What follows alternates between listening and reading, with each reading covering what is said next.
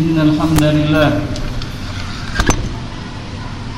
نحمده ونستعينه ونستغفره ونستهديه ونعوذ بالله من شرور أنفسنا ومن سيئات أعمالنا من يهده الله فلا مضل له ومن يضلل فلا هادي له أشهد أن لا إله إلا الله وحده لا شريك له وأشهد أن محمدا عبده ورسوله وصفيه من خلقه وحبيبه بلغ الرسالة وأدى الأمانة ونصح للأمة وجاهد في سبيل الله حتى أتاه اليقين اللهم صل وسلم على سيدنا محمد في الأولين وصل وسلم على سيدنا محمد في الآخرين وصل وسلم على سيدنا محمد في كل وقت وحين وصل وسلم على سيدنا محمد في الملأ الأعلى إلى يوم الدين وعلى آله الأخيار وأتباعه الأبرار وأزواجه الأطهار وبعد فإن أصدق الحديث كتاب الله وخير الهدي هدي محمد صلى الله عليه وسلم وشر الأمور محدثاتها وكل محدثة بدعة وكل بدعة ضلالة وكل ضلالة في النار يا أيها الذين آمنوا اتقوا الله حق تقاته ولا تموتن إلا وأنتم مسلمون يا أيها الناس اتقوا ربكم الذي خلقكم من نفس واحدة وخلق منها زوجها وبث منهما رجالا كثيرا ونساء واتقوا الله الذي تساءلون به والأرحام إن الله كان عليكم رقيبا يا أيها الذين آمنوا اتقوا الله وقولوا قولا سديدا يصلح لكم أعمالكم ويغفر لكم ذنوبكم ومن يطع الله ورسوله فقد فاز فوزا عظيما إخوة الحضور hadirin sekalian, di kehidupan dunia ini kita merasakan berbagai macam pengalaman. Terkadang kita merasakan kebahagiaan, terkadang kita merasakan kesedihan, terkadang kita merasakan pertemuan, dan terkadang kita merasakan perpisahan. Terkadang kita merasakan sakit, dan terkadang kita merasa sehat. Hadirin sekalian, orang-orang saleh terdahulu menyatakan bahwa manusia di dunia ini akan mengalami 8 hal, antara lain kebahagiaan, kemudian kesedihan, kemudian pertemuan, kemudian perpisahan, kemudian kesedihan, kemudian sakit, dan terakhir adalah sehat. Hadirin sekalian, demikian Allah Subhanahu wa taala di dalam dunia ini mencoba umat manusia dengan beragam cobaannya. Dan hadirin sekalian, hal ini tentu saja sudah disebutkan oleh Allah Subhanahu wa taala di dalam Al-Qur'an dan di banyak ayat dalam Al-Qur'an. Salah satunya tentu saja yang sudah sering kita dengar dalam surat Al-Baqarah. Ya ayyuhalladzina amanu taqullaha ya ayyuhalladzina amanu ista'inu bis-sabri was-salah innallaha ma'as-sabirin. وَلَنَبْلُوَنَّكُمْ بِشَيْءٍ مِنَ الْخَوْفِ وَالْجُوعِ وَنَقْصٍ مِنَ الْأَمْوَالِ وَالْأَنْفُسِ وَالثَّمَرَاتِ وَبَشِّرِ الصَّابِرِينَ. Dan sungguh kami akan mencoba kalian binaqsin minal amwal, dengan kekurangan harta, kekurangan jiwa, dan kelaparan. Wabashiris sabirin, dan berikanlah kabar gembira kepada orang-orang yang sabar. Hadirin sekalian, Rasulullah Sallallahu Alaihi Wasallam meriwayatkan dalam sebuah hadis riwayat Muslim bahwa Allah Subhanahu Wa Taala sebelum menciptakan alam semesta, Allah Subhanahu Wa Taala menciptakan satu makhluk yang merupakan makhluk pertama di alam semesta. Dan ternyata hadirin sekalian, makhluk itu bukan malaikat, tetapi makhluk itu adalah sebuah pulpen. Qala Nabi Sallallahu Alaihi Wasallam, awwalu ma khalaqa Allah Ta'ala al-qalam, summa qala lahu uktub, wa qala al-qalam madza aktub, qala uktub maqadir kulli syai' ila yaumil qiyamah. Kemudian Allah berkata kepada pulpen ini, tulislah. Pulpen itu bertanya kepada Allah, apa yang aku tulis? Kemudian Allah Subhanahu wa taala berfirman, tulislah takdir sampai hari kiamat. Demikianlah hadirin sekalian, semua takdir sebenarnya sudah dituliskan oleh Allah Subhanahu wa taala sebelum terciptanya langit dan bumi. Bahkan di hadis yang lain, Rasulullah sallallahu alaihi wasallam beliau bersabda bahwa Allah Subhanahu wa taala telah menuliskan, mencatatkan semua takdir segala sesuatu 50 alfasana qabla khalqi as-samawati wal ardh, 50.000 tahun sebelum terciptanya langit dan bumi. Karena itu dalam Al-Quran Allah Subhanahu wa taala berfirman, wa indahu mafatihul ghaibi la ya'lamuha illa hu wa ya'lamu fis samawati wal ardh wa ma tasqutu min waraqatin illa ya'lamuha wa la habatin fi dhulumatil ardi wa la ratbin wa la yabisin illa fi kitabin mubin. Dan Allah Subhanahu wa taala dalam genggamannya ada kunci-kunci alam gaib. Allah mengetahui segala sesuatu di langit dan di bumi, di darat dan di laut. Dan tidaklah satu buah daun yang jatuh, meskipun itu di dalam kegelapan malam, tidak ada yang melihat, tidak ada yang menyadari. Meskipun itu hanya satu butir biji yang jatuh dari pohonnya, Allah Subhanahu wa taala mengetahuinya, apakah biji ini masih kering ataukah masih basah. Hadirin sekalian, demikian betapa rincinya Allah Subhanahu wa taala mempersiapkan segala sesuatu. Karena itu Allah Subhanahu wa taala menyebutkan lagi di ayat yang lain, ma asaba min musibatin fil ardi wala fi anfusikum illa fi kitabin min qabli an nabraha. Tidaklah ada musibah di bumi ataupun di langit dan juga di dalam diri kalian kecuali telah tertulis oleh Allah Subhanahu wa taala. Wa kullu syai'in ahsaynahu fi imamin mubin. Dan segala sesuatu telah kami catat di dalam buku yang jelas. Dan di situ ada kata ihsa yang merupakan makna dari statistik. Artinya Allah Subhanahu wa taala mencatat segala sesuatu dengan rinci. Hadirin sekalian, tetapi semua itu, semua cobaan, semua ujian yang Allah berikan kepada manusia tentu saja tidak ada artinya dibandingkan apa yang Allah siapkan untuk hamba-hambanya yang bertakwa.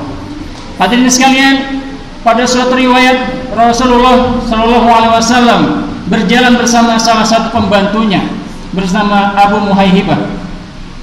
Abu Muhaihibah ini diajak oleh Rasulullah untuk melihat makam para syuhada yang wafat di kala perang. Dan Rasulullah mengingat bagaimana perjuangan mereka. Sebagian dari mereka merupakan sahabat yang sangat dekat dengan Nabi Muhammad. Namun beliau pun menyadari bahwa Allah Subhanahu wa taala telah menyiapkan kehidupan yang lebih baik di akhirat. Hadirin sekalian, pada saat itu Rasulullah berfirman, Rasulullah bersabda, menyatakan sebuah hadis yang diriwayatkan oleh Abu Muhaihibah. Beliau berkata, "Inna rajulan min ibadillah." Sesungguhnya seorang manusia di antara hamba-hamba Allah. Dan yang dia maksud saat itu adalah beliau sendiri, Nabi Muhammad sallallahu alaihi wasallam. Khayyarahullah, diminta untuk memilih oleh Allah Subhanahu wa taala bainal khuludi fid dunya, antara hidup abadi di dunia, atau al-aish fil akhir, atau hidup di akhirat, dan dia memilih hari akhirat. Hadirin sekalian, Nabi Muhammad sallallahu alaihi wasallam benar-benar menyadari, memahami bahwa kehidupan dunia ini tidak ada artinya apa-apa dibandingkan kehidupan akhirat. Kemudian dilanjutkan dalam hadis yang lain, Rasulullah sallallahu alaihi wasallam beliau bersabda, "Ji'a bi an'am ahli dunya." Didatangkan seorang yang paling nikmat kehidupannya di dunia. An'am ahli dunya. Tidak ada kenikmatan apapun kecuali dia rasakan. Dia merasakan kenikmatan dalam tubuhnya. Mungkin wajahnya begitu tampan, dia merasakan kenikmatan dalam makanannya. Kehidupannya, makanannya selalu enak. Dia merasakan kenikmatan dalam tempat tinggalnya. Kasurnya paling enak, rumahnya paling enak. Dia merasakan kenikmatan dalam kendaraannya. Kendaraannya paling enak. Dia merasakan kenikmatan dalam popularitas. Pengikutnya banyak, pasukannya banyak, dan lain sebagainya. Wa summa humisahum satan wahidatan finnar. Kemudian dicelupkan manusia ini satu celupan ke dalam neraka. Kemudian ditanyakan, hal zuqta ni'matan qat? Apakah Anda pernah merasakan kenikmatan?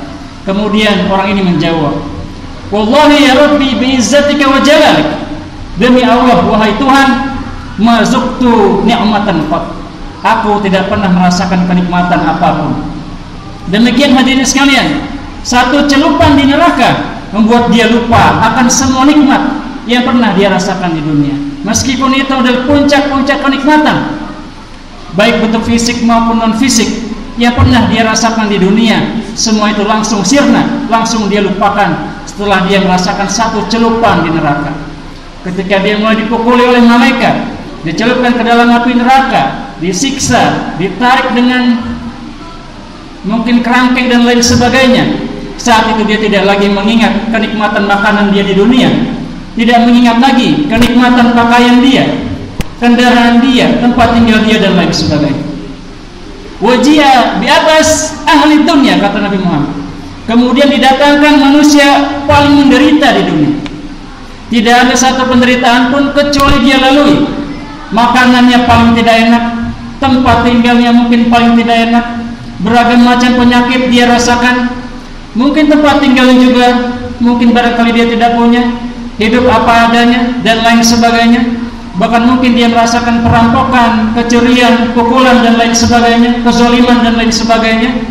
Dan kemudian humisa ghamsatan wahidatan fil jannah, dicelupkan satu celupan ke dalam surga. Kemudian ditanyakan, hal zuqta bu'san qat, apakah engkau pernah merasakan kesengsaraan? Kemudian dia menjawab, wallahi ya Rabbi bi'izzatika wa jalalik ma zuqtu bu'san qat, aku tidak pernah merasakan kesengsaraan sedikit pun. Hadirin sekalian, berbagai macam penyakit, ujian, cobaan, kesulitan, kesengsaraan yang pernah dia rasakan di dunia sirna semua hanya dengan satu celupan yang dia rasakan di dalam surga. Ketika dia minum dari air sungainya, di dalam Al-Quran diriwayatkan dari madu, dari susu dan lain sebagainya. Ketika dia merasakan pertemuan dengan bidadarinya, pertemuan dengan keluarganya, ketika dia melihat langsung wajah Tuhannya, saat itulah dia merasakan lupa akan semua kesengsaraan yang pernah dia rasakan di dunia. Hadirin sekalian, itulah gambaran betapa kesulitan cobaan di dunia sesungguhnya tidak ada artinya apa-apa saat kita memasuki kehidupan akhirat. Hadirin sekalian, karena itu di dunia kita melihat berbagai macam kezaliman.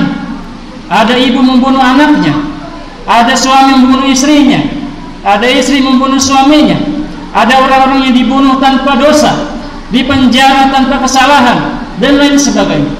Dan hadirin sekalian, sesungguhnya semua itu akan dipertanggungjawabkan di hadapan Allah Subhanahu wa taala. Dan sesungguhnya barang siapa yang bersabar, maka Allah menyiapkan pahala yang besar.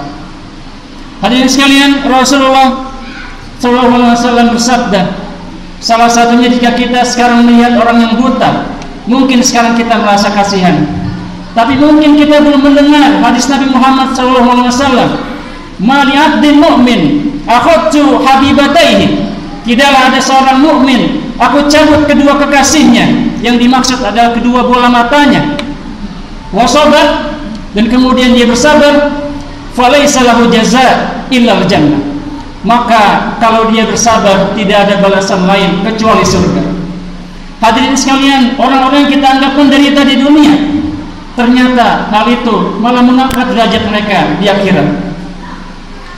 Hadirin sekalian, tentu saja banyak sekali hikmah di antara musibah-musibah yang kita lalui.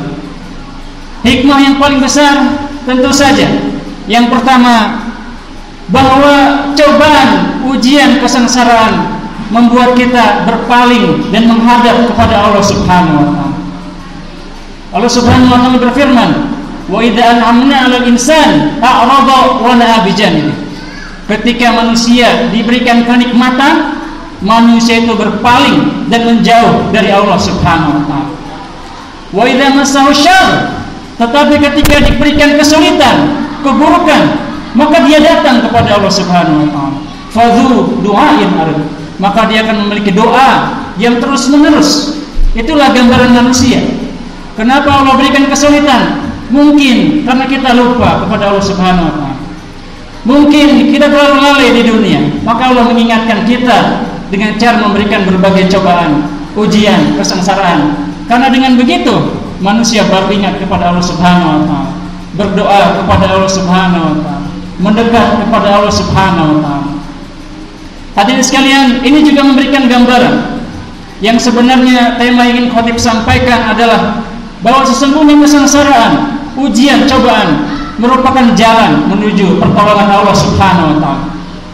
Hadirin sekalian, jika kita lihat sejarah umat Islam mulai dari perang pertama yang paling terkenal dan legendaris, perang Badar,